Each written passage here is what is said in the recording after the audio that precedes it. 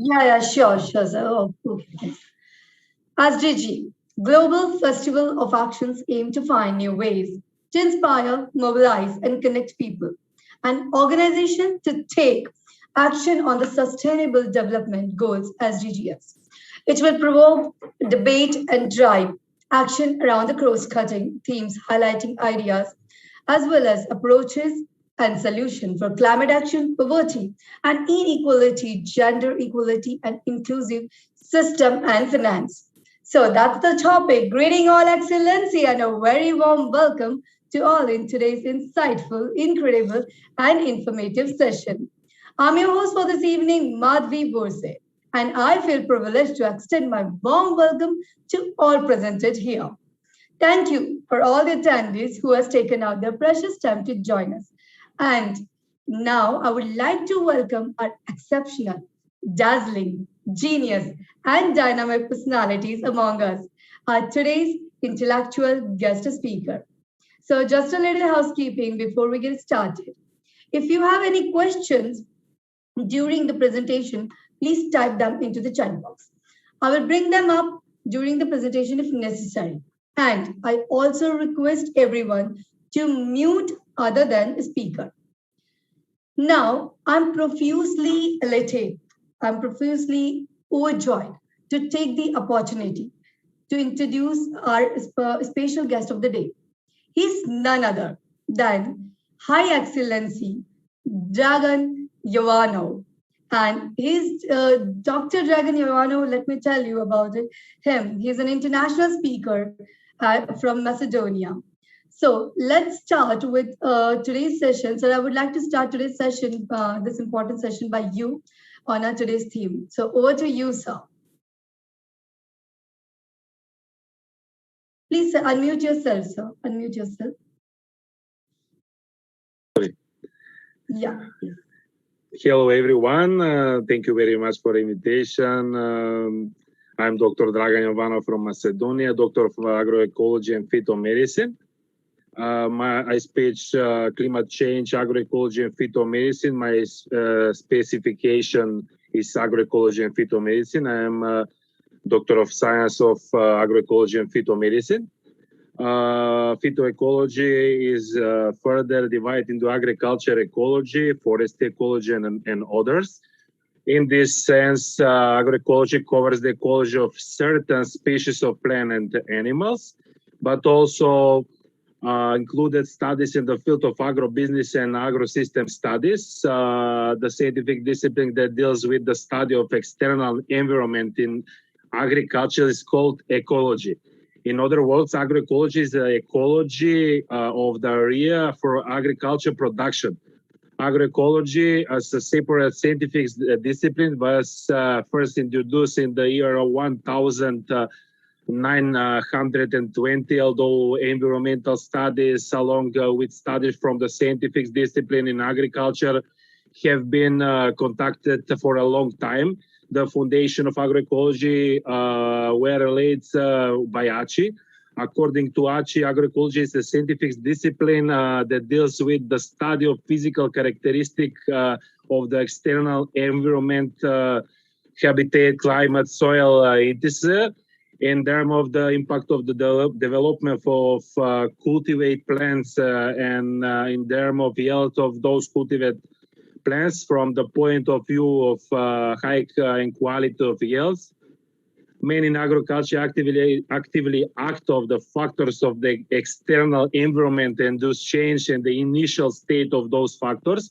By changing external factors, man tries to adapt them to needs of cultivated plants. Hence, in short, agroecology deals with the study of environmental factors, climate, soil, relief, and etc., as well as the study of methods that can act on those factors to adapt to needs of cultivated plants. Most food production is based on high input intensive agriculture system with high environmental costs and as a result, soil, forest, water, air quality and biodiversity continue to degrade. We need to promote a transformative change in the way we produce and consume food. We need to introduce sustainable food system that offer healthy and nutrition food while preserving the environment. Agroecology can offer several contributions to this process. Combining traditional and scientific knowledge, agroecology applies ecological and social approaches to agriculture system, focusing on the rich interaction between plants, animals, humans, and the environment. Transforming food system to be sustainable means making change that are the ones economical, social, and cultural, nutrition, and climate concerns. Agroecological measures. Agroecological measure, what is it? Agroecological measures policy encourage agricultural activity that is beneficial of the environment and rural areas. It aims to promote agriculture production practices for sustainable use of agricultural land production and improvement of the environment and rural areas in order to preserve plant and animal diversity and improve soil, water, and air. Agroecological measures provide financial support to farmers in addition to income from the implementation of agroecological obligation, ecological way of processing, irrigation, fertilization, plant protection, and biodiversity, return to the traditional agriculture and the like. Agroecological measures are implemented in national, regional, or local level. They can be different depending on the natural characteristic of the region and the specificity of the climate conditions of the soil. There are tools for achieving environmental protection goals.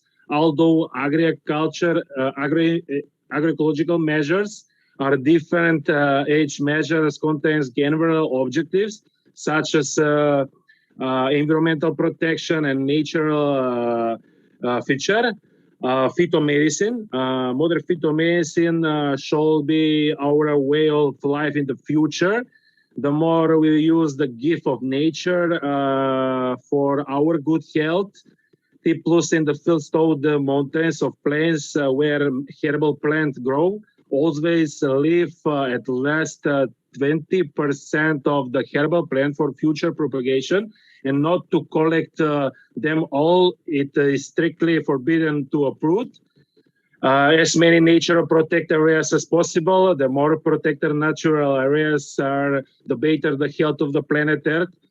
Here is the very important to improve the infrastructure in most countries to be able to enjoy those natural beauties.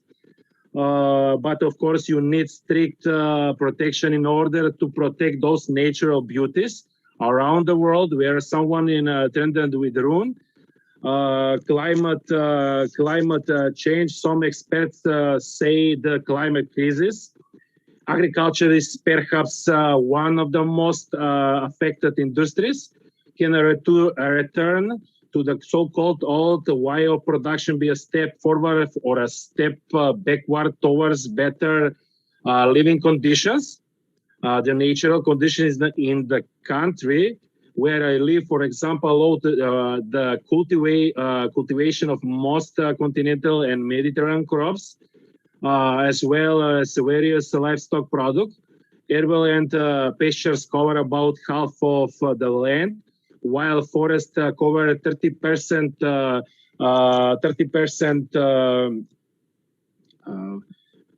What is the most widely grown annual crop and barley grown in various vegetables and present in smaller areas.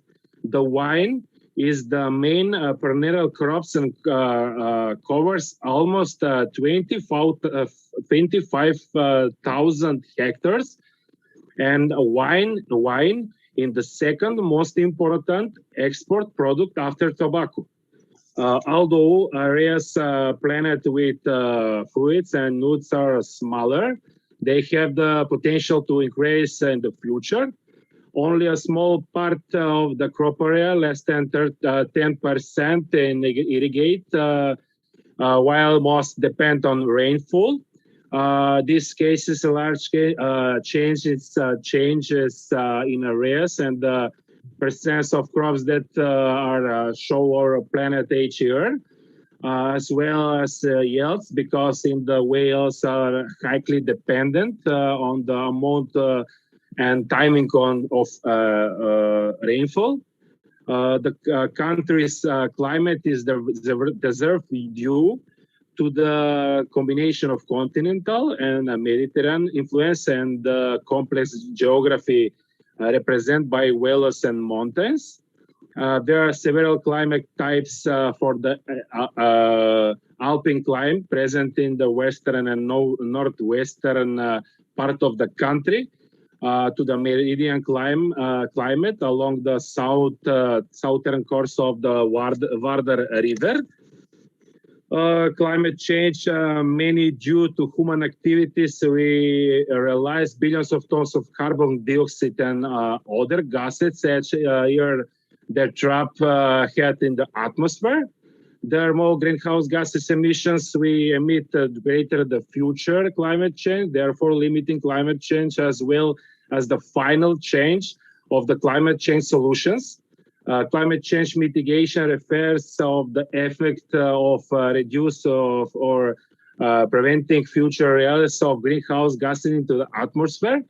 Examples of mitigation include switching to renewable energy, designing energy efficiency, equipment, recycling, building more bike and hiking trails, improving forest management practices, or changing consumer behavior.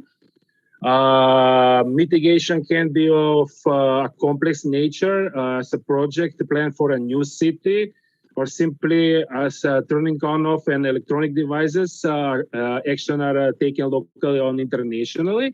For example, by condition adjustment and agreements to reduce greenhouses greenhouse gas emissions.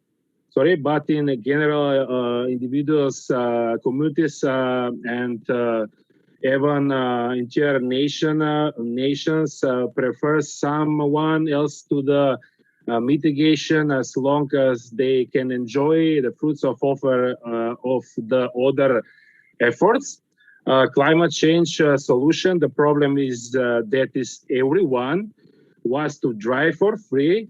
No one will do the job and will not be able to stop them or change the direction of climate change. This is now also the problem of collective action. And climate change is a prime example. Climate change is affecting the whole planet. And as we have seen, many of the most affected have contributed the less to climate change. So let us all work together and solve problems. Of course, of global warming, in the opposite, this mitigation of climate change. In addition, because climate change is inevitable, the population and ecosystem on which we depend must be prepared and act in order to deal with them. This is called adaptation. Let us look at some example of what mitigation and adjustment measures can be taken. You probably hear a lot about sustainability, especially when it's come to environmental uses. What exactly does that mean? Sustainability, for example, refers to the way we humans use the natural environment. We do it in a sustainable way, then it means that we meet our needs without harming the environment, so that future generation can live well generations. Types of adaptation. There are for many types of adaptation. Forecast adaptation. Changes are made before the effects of climate change prevention. An example of perishable adjustment can be when a farmer decided to grow cereals that need less water, knowing that his climate will become drier in the future. Reactive adaptation actions are taken after something has already happened, when farmers acquire new irrigation technologies, because due to drought they can no longer grow their crops. spontaneous adaptation across only its response to change in the environmental natural system or the market or due to well-being human system.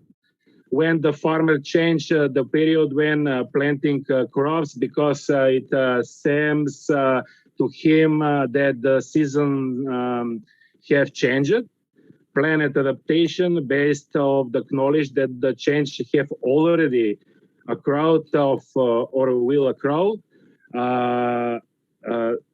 A decision is made what type of action will be taken in order to return to the previous one to maintain or achieve a new and decided condition. One type of planet adjustment may take the form of changes for building rules to make the new buildings more sustainable in warmer climates. Photovoltaics, the goals should be a priority to ensure greater energy efficiency worldwide. Recently, in addition to energy efficiency education efforts, a turnkey service offer for the installation of photovoltaic system in household and business should be encouraged. By using the renewable energy of the sun, a household can cover over 30% of the annual composition of electricity. And the companies, in addition of the realized savings, increase their responsibility and sustainability by using the so-called green energy. The interest in the service is great because the benefits are huge. In the future, this system shall be supplemented and improved, especially in poor countries around the world. Thank you very much. Thank you. That's great. Thank you to you, sir. Our highest gratitude to you that you have shared really precious words and thoughtful explanation. Look deep into nature and then you will understand everything better. So heaven is just around us because somewhere how almost Dragon Yumano sir has already mentioned about of how to do forest managing practice and environmental protection, food production, agriculture system, sustainable changes, plantation. Apart from it, how to protect nature and beauty around the world. So that's just amazing. Now we have another speaker. We feel honored to have with us Dr. Florine Mobo from Philippines,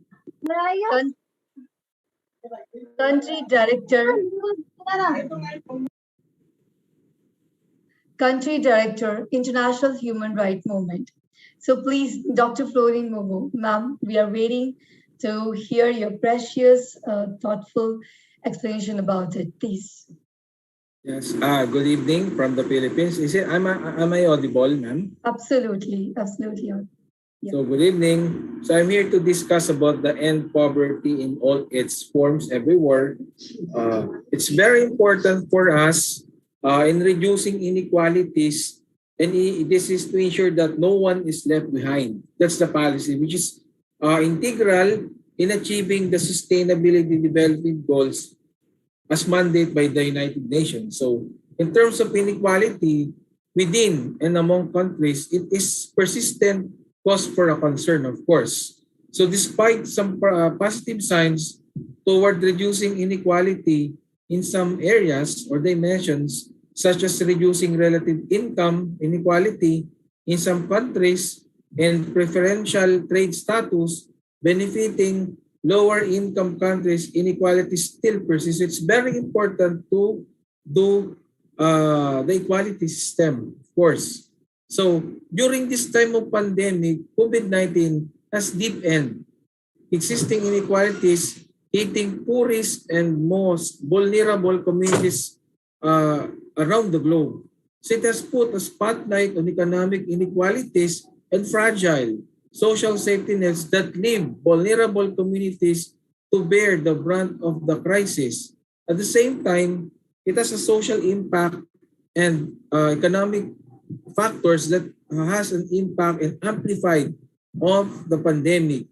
So on the economic front, during the pandemic, it has significantly increased global unemployment. Just like what the first speaker mentioned, it is very important to consider things because it has dramatically slashed workers' income. So today's pandemic-induced humanitarian and economic crisis, which represents an unprecedented opportunity to go beyond emergency responses and address our economic structural flows, which many governments' stimulus and recovery packages are already shaping the future. But as leaders, it has to be considered that all sectors of society which should recognize this moment as a rare chance to build a more inclusive and sustainable world, which will be possible only if we end poverty in its all forms, and we should put an equal opportunity to all people. So inequalities are also deepening. So today's target, there are some inequalities reasons that by the next 20 years, progressively achieve and sustain income growth of the bottom 40% of the population at a rate higher than the national average. So it is one of the targets that the government should do something about this crisis, especially in this time of pandemic. So of course, another is to promote universal social, economic, and political inclusion. This is to empower and promote the political inclusion in all level, irrespective of the gender, the age, disability, the race, ethnicity, or origin, religion, or economic, or other status. So the government in other areas in this time of pandemic should put an equal system so that we can end poverty and we can end also other factors that contributed to these problems that we are facing. So also to ensure equal opportunities end to end, of course, it is very important, this discrimination.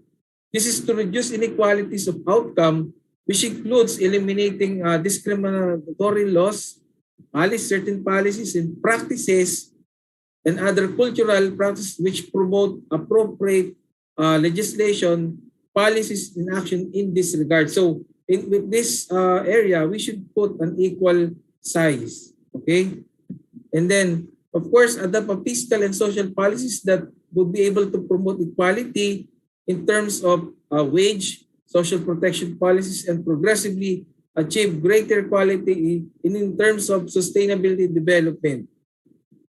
And then improve regulations of global financial market institutions because it can strengthen the implementation of such regulations if there is an equal system to all people.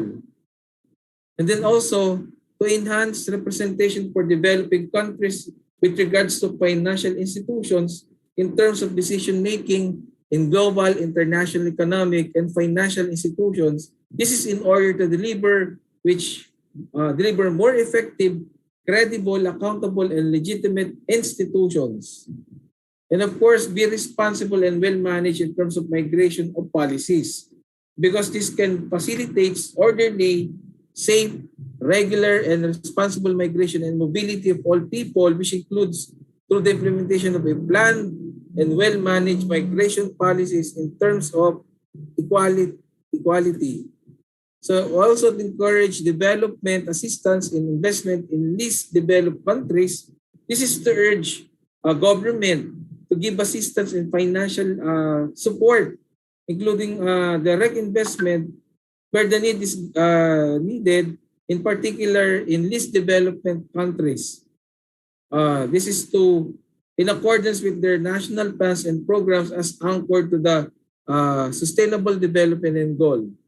So the key in reducing inequality is better in terms of education, better healthcare, social safety nets, and higher and broader economic growth, especially in agriculture, which is as mentioned by our Secretary Edwin Lacerda, a spokesperson of the President of the Philippines, said in the news briefing in Manila early this year.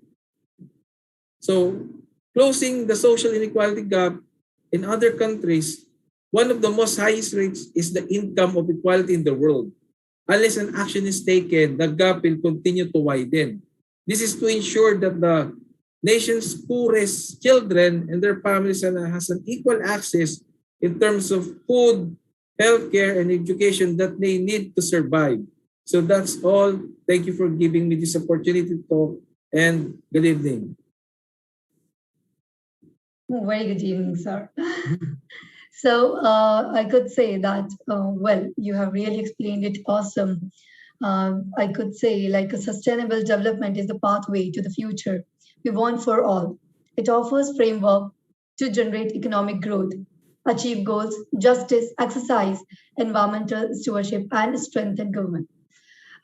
You have explained us how to end poverty, social policy in greater quality, and how to improve regulation and equal system for the people. So it is just amazing, amazing. So perfectly explained, highly informative. Gratitude.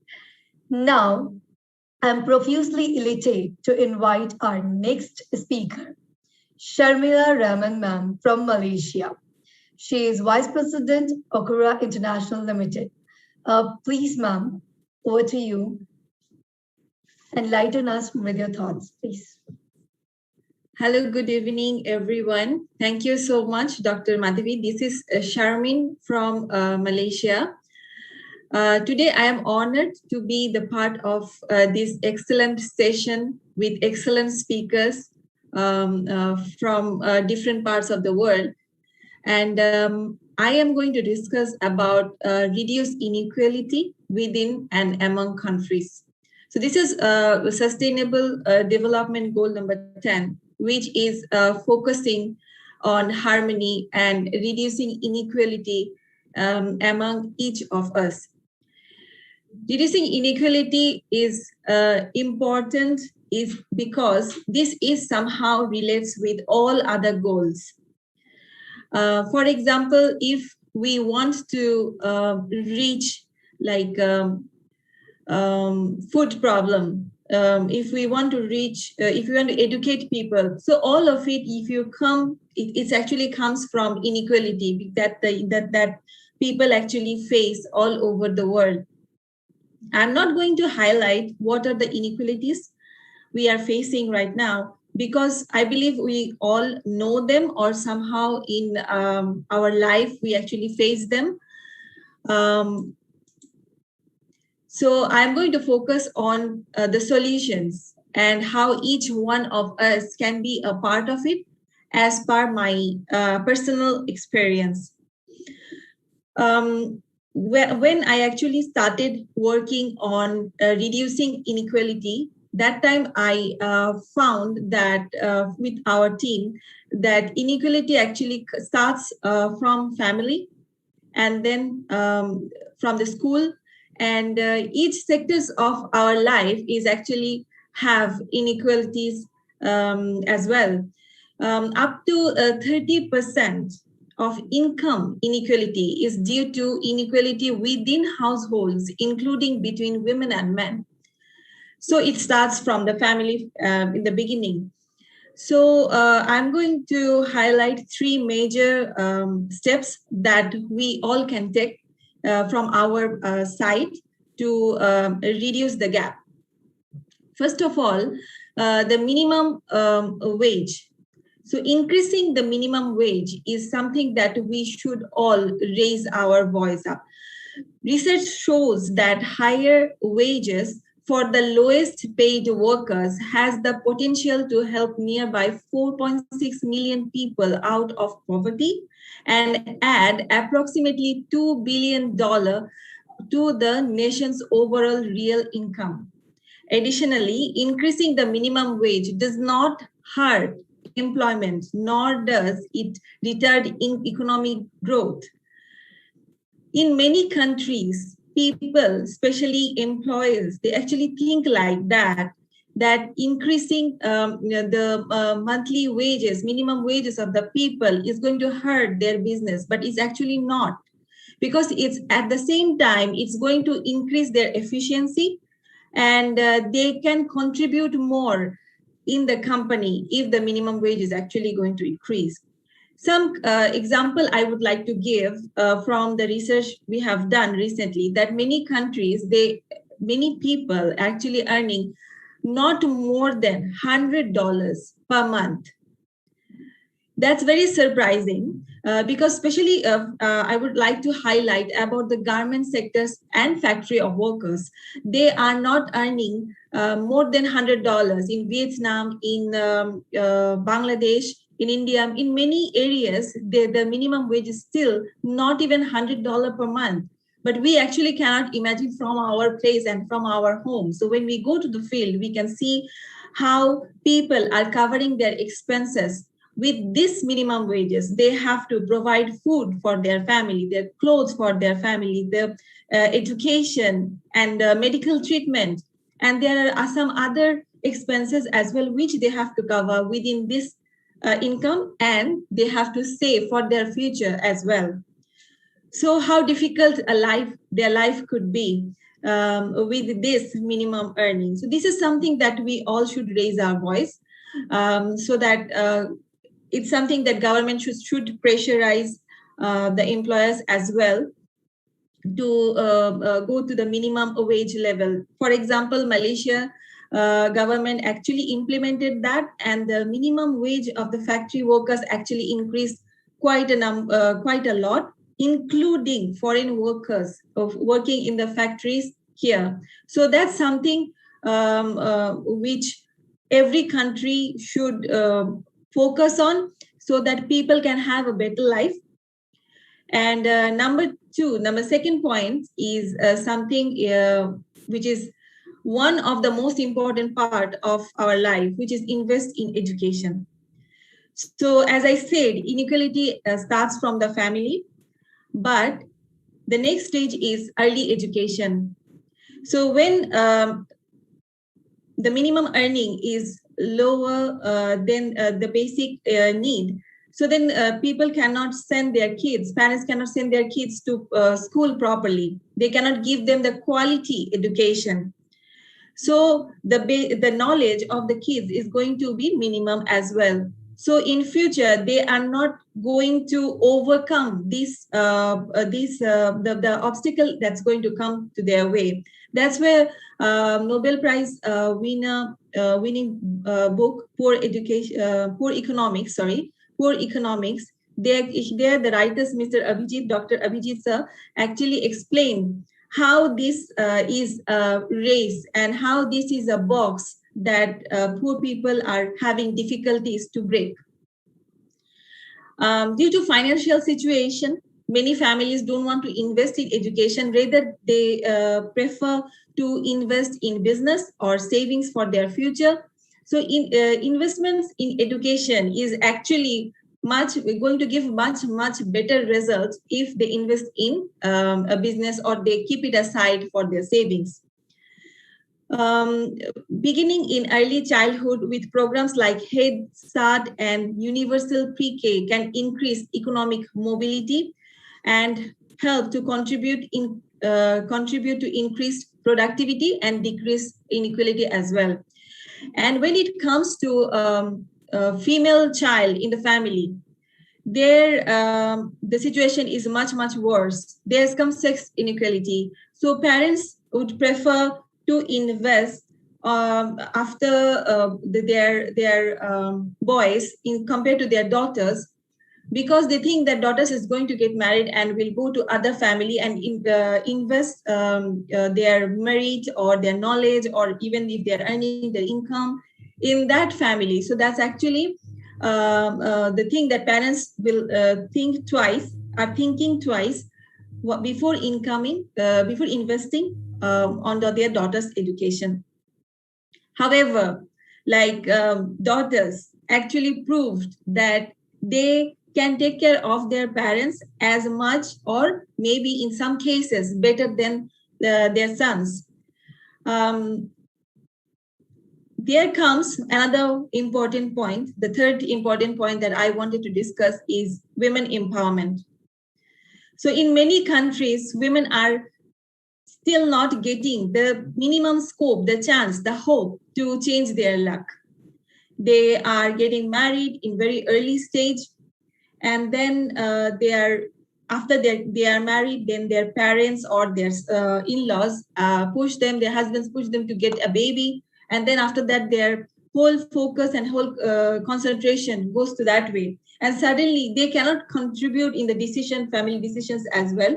And as they don't have financial stability, then soon they find themselves in a hopeless zone that they cannot share with anyone, because if they share with anyone, they are going to say, this is life, you have to adjust with it.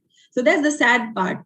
So to overcome this sad part, people who has the minimum ability, financial stability, they should come forward. For example, the projects that currently I'm working on is I'm finding those women from different countries, and those who actually wants to change their life, those who has the courage and has some sort of skills. We are trying to give them something to start their business with minimum support. For example, recently we actually helped around 25 of ladies from Bangladesh. They know how to make clothes, so they know sewing work, but they didn't have a sewing machine. So what we did is we collected funds from all around the world, my friends, our families, and many people that I even don't know them personally. They came forward and they supported this project.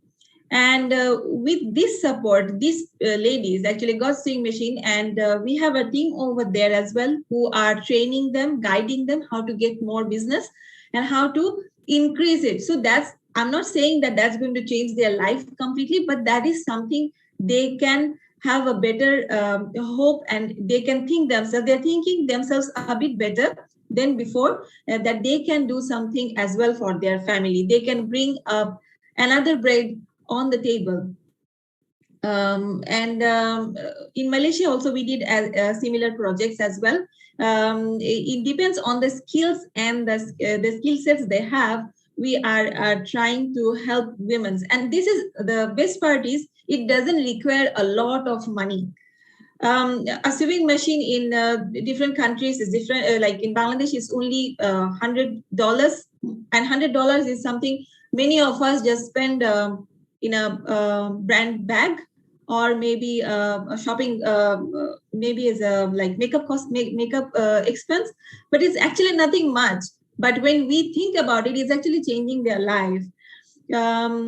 Also, like one interesting story I would like to share. There is a woman who was single, and was taking care of her 3 daughters, and she has nobody who can support, because she doesn't have father, mother as well, and her relatives also didn't came forward because they are also struggling with their financial struggle. This lady was living in a house, like that doesn't have any wall, just have the roof on top of her head. So it's like an open balcony. So that's where she was living in. So we helped when I raised this in social media. People actually came forward. Now we are building a house for her to stay there. But it's actually not something that required a lot of money or a lot of our time. It's actually something that we all should come forward and do our look around us, what we can actually do, and guide people. Some of the ladies or some of the guys, they actually wants a chance, wants a scope to change their life.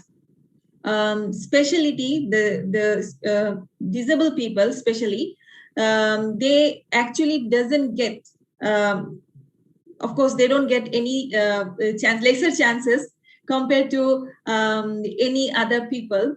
But they can actually do many things. They have many specialties. So when we started working with them, we found that they actually doesn't want to be dependent on anyone else.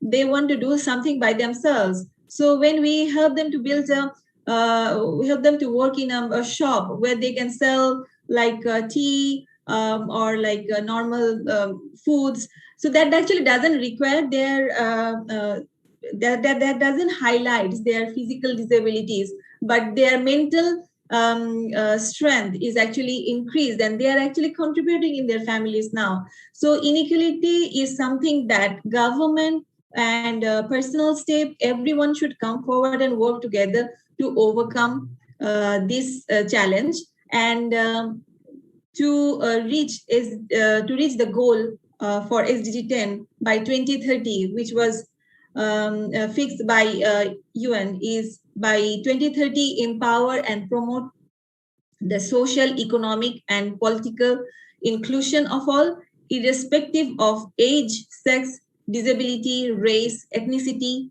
origin, religion, or economic or any other status. So to achieve that target, we actually have to come forward worldwide. Like this platform is discussing a lot about sustainable development goal and how, and sharing ideas how Philippines, how any other countries like Indonesia, many countries are India, many countries are implementing in their country, so that we can have the idea and can implement in our own cases.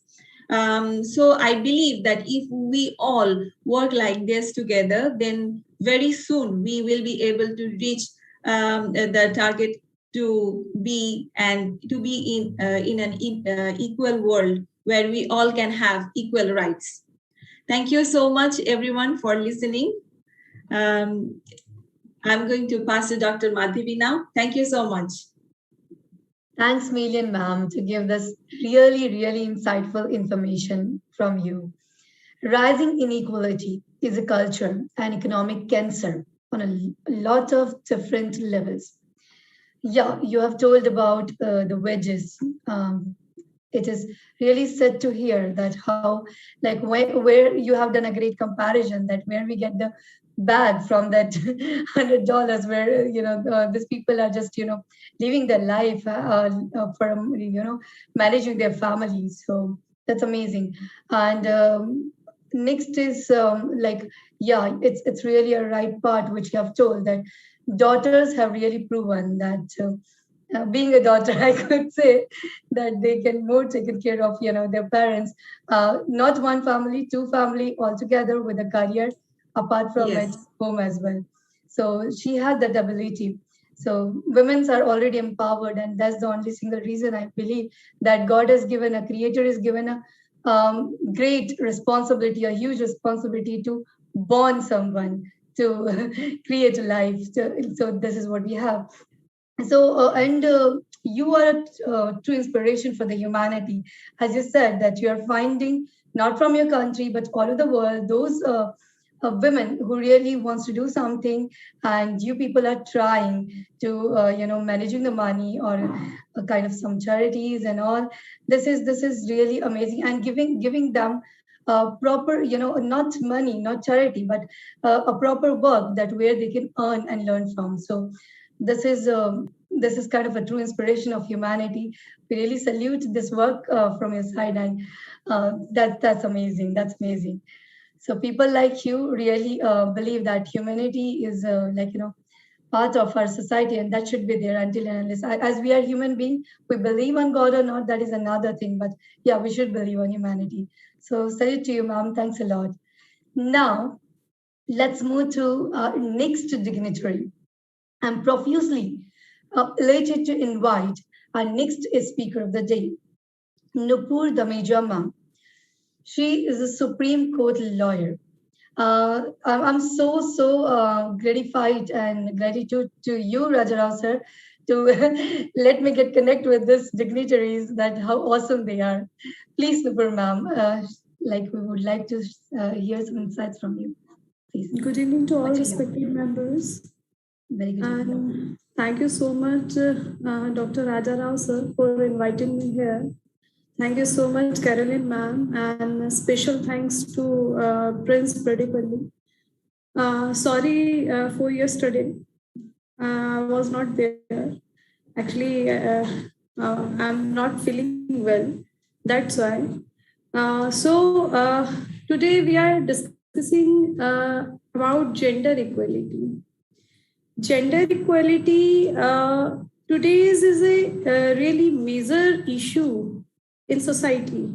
Gender equality, also known as sexual equality or equality of the sexes, is the state of equal age of access to resources and opportunities regardless of gender, including economic participation and decision making, and the state of valuing different behaviors, aspirations, and needs equally, regardless of gender. According to report, India has closed 62.5% of its gender gap till date. The country had ranked 112th among 153 countries in the Global Gender Gap 2020. We are talking about gender equality. So, which country is the best for gender equality? According to Gender Inequality 2020, Switzerland was the most gender equal country in the world. The Gender Inequality Index measures reflecting inequality in achievement between women and men in three dimensions: reproductive health, empowerment, and the labor market. What is the main goal of gender equality? Gender equality is achieved when women, men, and girls and boys have equal right conditions and opportunities and the power to shape their own lives and contribute to the development of society. It is matter of equitable distribution of power, influence, and resources of society. Now we are talking about 5 top issues fueling gender inequality in workplace. Unequal pay. On average, American women are more educated than men. Sexual harassment, an obstacle that many women face in the workplace, is sexual harassment. Racism. Women are promoted less often than men. Fear of asking to pay what you are worth. Now, we are talking about how can we promote equality? Yes, identify and prevent unconscious bias. We all have unconscious bias. Put equality policies in place. Mind your language. Use objective criteria. Be protective. Get advice if needed. Watch out for indirect discrimination. How to promote equality and diversity in workplace. Now, as you know, today's situation in society about gender equality really is a major issue in society, because you see, many countries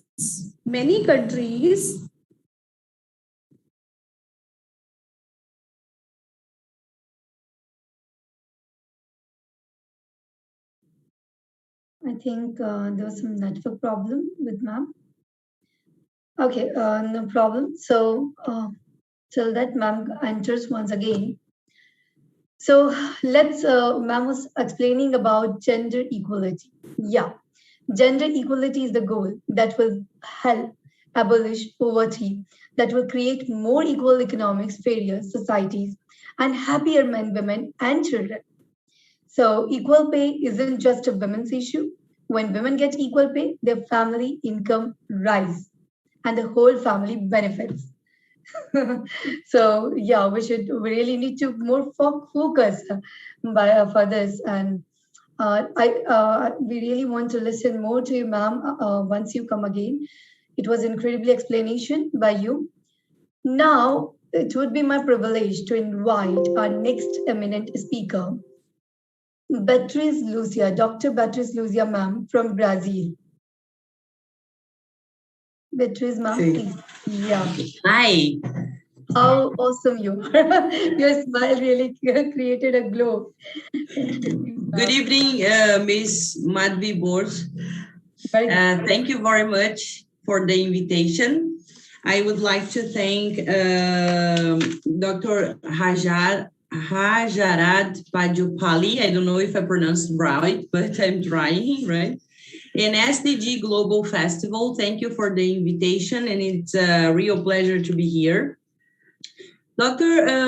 Madhvi, can I share a PPT or not? Is it okay? Yes, you can.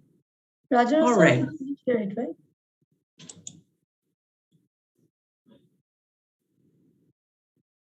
All right, thank you. Is it visible? Absolutely, ma'am.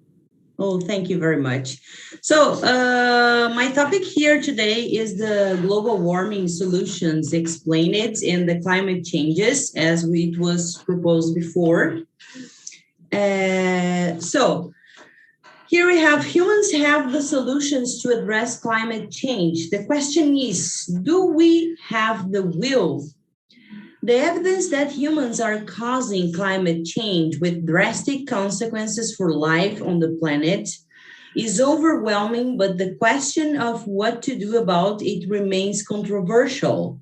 Economics, sociology, and politics are all important factors in planning for the future. A global conversation that began with concern over warming has now turned to the broader term climate change, referred by scientists to be described the complex shifts now affecting our planet's weather and climate systems. Climate change encompasses not only rising average temperatures, but also extreme weather events, shifting wildlife populations and habitats, rising seas, and a range of other impacts. All of these changes are emerging as humans continue to add heat-trapping greenhouse gases to the atmosphere. Countries around the world acknowledged the imperative to act on climate change with the Paris Agreement in 2015, making pledges to reduce greenhouse gas pollution. The Intergovernmental Panel on Climate Change, IPCC, which synthesizes the scientific consensus on the issue, has set a goal of keeping warming under 2 degrees Celsius or 3.6 Fahrenheit and pursuing an even lower warming cap of 1.5 degrees Celsius or 2.7 Fahrenheit. Both of those targets are in jeopardy. Major countries are already falling behind on their pledges. According to a UN report issued at the end of 2018, and emission levels in 2030 need to be approximately 25 to 55% lower than they were in 2017. Previous research suggests that even if countries do meet their pledges to reduce these emissions, those commitments won't be enough to stave off severe warming. So, what can be done? Addressing climate change will require many solutions, and there is no magic bullet. Nuclear power, yes or no? Yet nearly all of these solutions exist today, and many of them hinge on humans changing the way we behave, shifting the way we make and consume energy. The required changes span technology behaviors and policies that encourage less waste and smarter use of resources.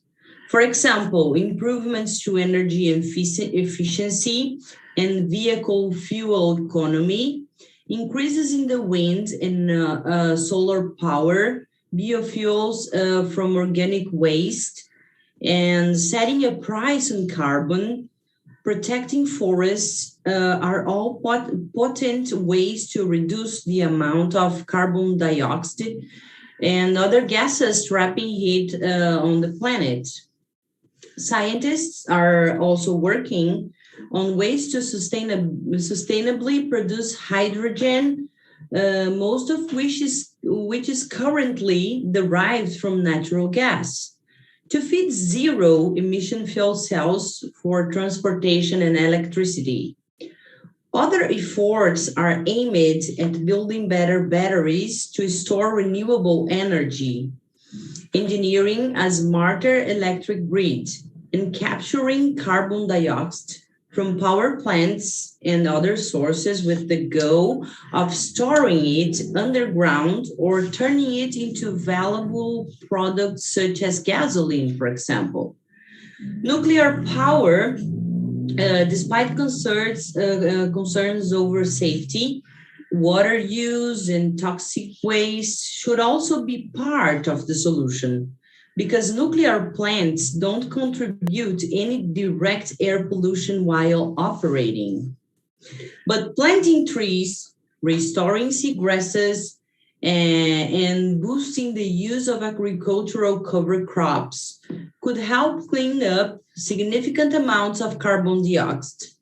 Restoring forests already chopped down in Brazil, for example, could draw about 1.5 billion metric tons of CO2 out of the air. In a recent study published by the National Academies of Science, estimates the world forests and farms could store 2.5 gigatons.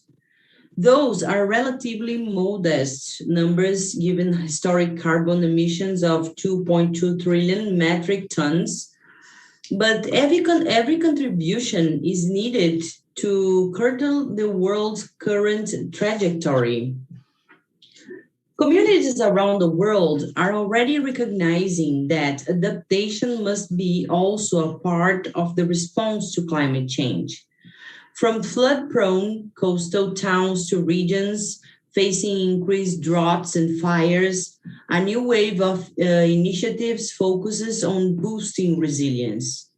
Those include managing or preventing land erosion, building microgrids and other energy systems built to withstand disruptions, and designing buildings with rising sea levels in mind. Solutions, comprehensive yet simple plans for reversing our current course. We have the technology today to rapidly move to a clean energy system. The ideas vary, of course, but the message is consistent. We already have many of the tools needed to address climate change. Some of the concepts are broad ones that governments and businesses must implement, but many other ideas involve changes that anyone can make. Rethinking your modes of transport.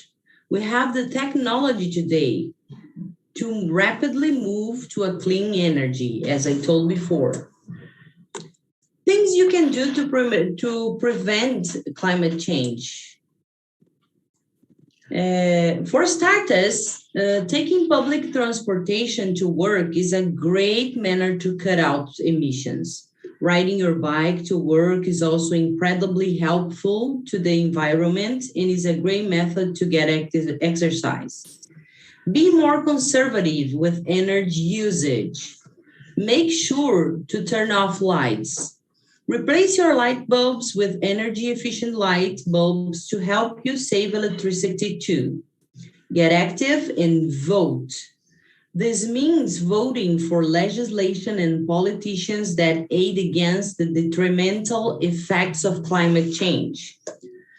Recycling is a cost-effective and eco-friendly process that eliminates waste and doesn't emit greenhouse gases into the environment. Be sure to collect your discarded paper, glass, plastic, and electronics to your local recycling center. The professionals will take these items to a processing plant where they will be remade into other recyclable materials again. Educate yourself and the others. There are many platforms for us to utilize that can allow us to spread our message easily. Whether you use word of mouth or social media, there are always ways to educate the others on what climate change is doing to our planet. You can help protect the planet by educating the others. Focusing on their efforts to spread awareness about renewable energy is the best way to create a positive impact in our community. The energy sources that belong to this group are considered inexhaustible, as their quantities are constantly renewed when used. Examples of renewable sources are water, energy from river water, solar, energy from the sun. The wind is the energy from the wind, of course. The biomass is the energy from organic matter. The geothermal, energy from the earth interior. Oceanic, energy from the tides and waves. And hydrogen, chemical energy of the hydrogen molecule. Solutions. Here you will have an example of the Itaipu hydroelectric plant. The Itaipu hydroelectric plant, located in Foz do Iguaçu, Paraná, in Brazil, is the large hydroelectric plant in our country and the one that generates the most electricity in the world. Solar energy is a solution, right? One of the solutions is also to invest in the children. Energy education should start from childhood, addressing primarily renewable sources and energy efficiency. This should be addressed in all schools, mainly in elementary school science subjects. We need this and future generations to have access to more information about the conscious of the use of energy for a more sustainable world. Education with energy applies several actions that extends to all age groups, including the training of educators and students. Promote the changes in energy use habits, working with children and adolescents, aiming at raising awareness about the efficient and safe use of energy. This stimulus can lead to a consumer who has sustainable habits in the future. Now some tips. I'm almost finishing here. So teach a child to plant a tree.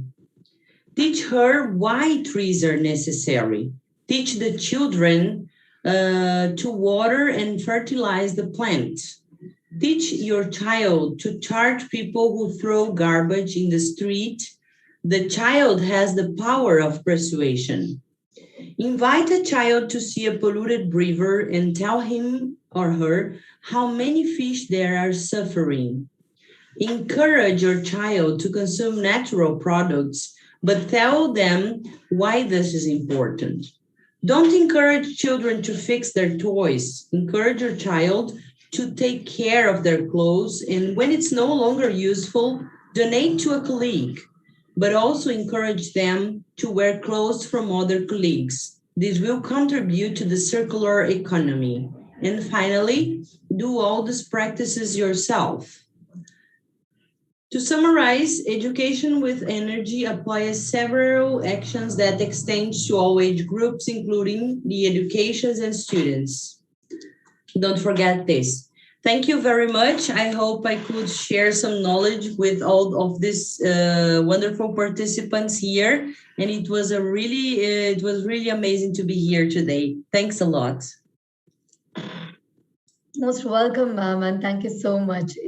Yeah, of course, it is incredibly explained with great insights. And I was just saying that a lot of comments were there, and they're finding your presentation incredibly awesome. So one thing leads to the other. Deforestation leads to climate change, which leads to ecosystem losses, which negatively impact our livelihood. It's a vicious cycle. Climate change is the greatest threat to our existence in our short history of this planet. Nobody's going to buy their way of its effect. But ma'am has really given a great solution. In the best part was you explained very easily. Like we have understood each and everything. So will is the crucial part, which you have explained. Will is the crucial part for climate change, and things which are responsible for climate change. I could say one of the awesome presentation, which you have told about that recycle, educate yourself and others. So that was amazing again, and encourage use of renewable energies, solutions, solar energies, and invest in children. This is again, I could say incredibly awesome, which you have given the point, because yeah, of course, they are our future generation. Once we teach them, we can learn by ourselves as well, and we are teaching them plantation and everything. So that's just awesome. Thank you so much, ma'am. Thanks, million. Now it's my privilege to invite our next eminent speaker. So none other than, we could say, Ambassador Noor Ahmed, ma'am, International Ambassador at the Global University. Please, Noor Ahmed, ma'am, over to you. Okay, sir, sorry, Noor Ahmed. So from High Excellency Ambassador Noor Ahmed, sir. Over to you, sir. Please give us your all the insights, and we would love to get more knowledge once again. So please, over to you, sir. Thank you so much. Am I audible, Honorable? Absolutely, you are audible. You're audible. That's great. Very good evening to all. This is Ambassador Noor Ahmed from Bangladesh. I'm the International Ambassador of the Global University, as well as I'm the event coordinator of the Youth Mental Health Awareness GMHA in Australia. I'm Bangladesh General Secretary of Yes You Can International UK, and I'm the International Volunteer of Serve Humanity USA, and so many activities I'm doing. So it's really honor. I have to give my gratitude to the Rajarao brother for implementing such a great SDG event as the SDG Global Festival, where the number of national and international leaders sharing their news, views, as well as ideas regarding the SDGs. So today I'm going to talk about the SDG K, that is reduce inequality. Inequality within and among countries is a persistent cause for concern. Despite some positive signs towards the reducing inequality in some dimensions, such as reducing the relative income inequality in some countries and preferential trade status benefiting the low-income countries, but inequality still persists. My dear Honorable, as you informed that COVID-19 has deepened the existing inequality and hitting the poorest and the most vulnerable community the hardest. It is the spot, and it has put the spotlight on the economic inequality and fragile the social safety net and leave the vulnerable community to bear the burn of this crisis. My dear Honorable, as we know, that is inequality of income and wealth are served and have been widening globally. Let me give you some example. That is the richest 1% of the global world population now control up to 40% of global assets. I repeat, the richest 1% of the world population now control up to 40% the global asset, while the poorest half own just 1%. Look, this is the information during this time, and as well as you know, that the economic front, the COVID-19 effect, the number of global unemployment and dramatically slashed worker income is increases. As well as there is another effect on the other side, like gender equality and women's rights across every sphere, from the health to the economy, security to the social protection, and some impact of the COVID-19 has exacerbated for the women and girls simply by virtue of their sex. Now, I would like to flag out some challenges that for why the disease implementation, follow-up, review are not going very smoothly. First of all, no SDG refer the explicitly to the older person. Older or senior citizen. Although the age-based discrimination is a serious problem, as we know, it is important to recall the right to autonomy and self-determination of our senior citizen. My dear Honorable, I would like to share another point, that is systematic access gap affect migrant. State and countries should have effective mechanism for protecting refugees, asylum, stateless person, unaccompanied children, and victim of traffic and sexual abuse, and some others. Let's pick out another challenge, that is the coordination between the different administrative and the political level for the facilitating policies. Implementing is also a challenge in the country. My dear Honorable, I already shared about the challenges, the 3 important challenges. Now I flag out the 5 opportunities to implement the policy that directly tackle the inequality and its root causes. First of all, legal empowerment as a mechanism to address inequality. Legal reform to help barriers to opportunities and eliminating law and reinforce the disadvantage. Secondly, a focus of early childhood to ensure that children from the poor families have meaningful access to social and economic development and opportunities like early childhood education and the high quality universal health coverage. Thirdly, support to the informal sector, including the measure of transition to the formal economy, which could increase the social protection for workers and improve the business environment. Fourthly, a combined approach of target and universal measures, such as promoting universal system of coverage of quality services in health, education, and sanitation. Finally, progressive taxation to support the redistribution, including through the social protection and social transfer to reduce the income inequality and prevent the vulnerable population from falling into poverty. I'm trying to give you some financial solution for the SDG 10. There is a number of financial solutions. How can we meet up this crisis? First of all, I'm sharing some of the points, that is concession, crowdfunding, impact investment, lotteries, public guarantees, remittance, voluntary standard, social and development impact bonds. There are the number of points. You can utilize any of those or number of those to eliminate the crisis of the SDGs. Just let me figure out some 2 or 3 points regarding the concession. What does it mean?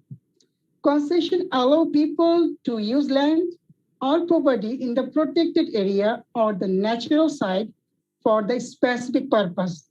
Usually is an exchange for a fee. Let me talk about the crowdfunding.